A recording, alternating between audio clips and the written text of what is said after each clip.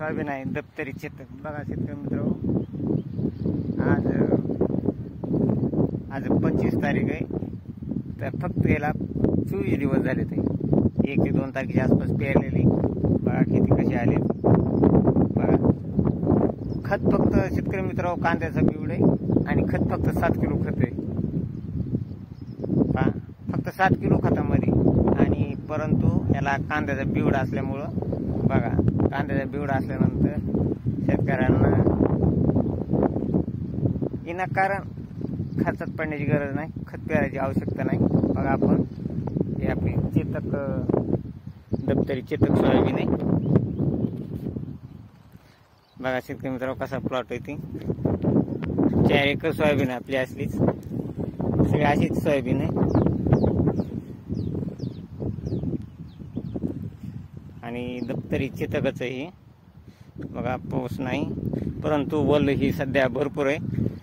तरी सध्या पावसाची आवश्यकता आहे, थोडंफार पाऊस पडत राहिला म्हणजे वाढ चांगल्यापैकी होते। परंतु शेतकरी मित्रांनो सध्या आपल्या मराठवाड्यात पावसाचे प्रमाण सध्या तरी खूप एकदम अल्प आहे, एकदम अल्प आहे सध्या। कारण बंगालच्या उपसागरामध्ये कोठेच पावसाचे वातावरण तयार झालेलं नाही। जोपर्यंत बंगालच्या उपसागरामध्ये पावसाचे वातावरण तयार होऊन एक लो प्रेशर तयार होईल, त्या टायमाला महाराष्ट्रात तसेच आपल्या मराठवाड्यात, जास्त करून आपल्या मराठवाड्यात पावसाचा जोर राहतो। आणि बंगालच्या उपसागरामध्ये पलीकडे भुवनेश्वरच्या जवळ एक नॉर्मल चक्राकार दाब तयार होतोय, फक्त तास 2 तास होतोय, आणि त्याचा प्रभाव हा विदर्भात जाणवतोय। त्यामुळे विदर्भात पावसाचे प्रमाण जास्त राहणार आहे आणि मराठवाड्यात पावसाचे प्रमाण हे एकदम तुरळक राहणार आहे। परंतु शेतकरी मित्रांनो काही जिल्ह्यामध्ये मराठवाड्यात नॉर्मल पावसाचा सरी येणार आहे। उद्यापासून 25, 26, 27, 28 तारखेला काही जिल्ह्यात एकदम नॉर्मल पावसाचा सरी येणार।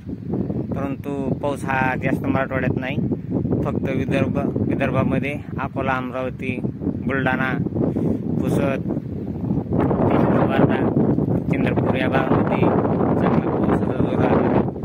आणि इकडे पाहिलं असता मुंबई, कोकण, गोवा या भागामध्ये देखील खूप जोरदार असा पाऊस राहणार आहे।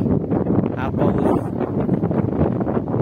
जवळजवळ मुंबई किनारपट्टी आणि कोकण, रत्नागिरी तसेच नाशिकचा काही भाग या भागामध्ये पावसाचे प्रमाण हे जास्तच राहणार आहे।